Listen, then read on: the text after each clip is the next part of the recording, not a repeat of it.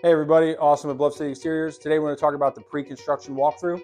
Once you've decided you want to do business with Bluff City Exteriors and you've been through the design, you'll have to meet production to review the project. At this point, production is going to walk you through all of the things that are going to make your life challenging. Where's your dumpster going to go? How many days is it going to be there? Where's the material going to be placed? Is it going to block your driveway? Are you going to be able to access your cars? How are we going to deal with your animals, your pets, your children? We're going to make sure all the safety things are necessary. Production is going to go through all of that at that time. And the idea is so you're fully aware of what you can expect when we show up at your house. Being at someone's house for 10 to 14 business days working on a project can be stressful.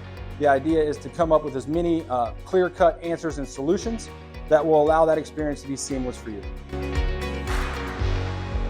This is the meeting that will follow up the pre-construction walkthrough meeting on the day your project starts. What we're going to do with this is walk around with your project manager, the homeowner, and the crew lead, and we're going to review everything you went through in the pre-construction walkthrough.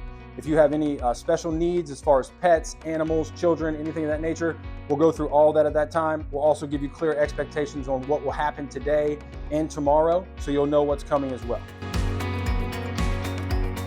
Sometimes when you hear stories about contractors, they revolve around contractors not finishing jobs in the time allocated. They say it'll take 2 weeks and it ends up taking 6. It's an unfortunate part of our industry.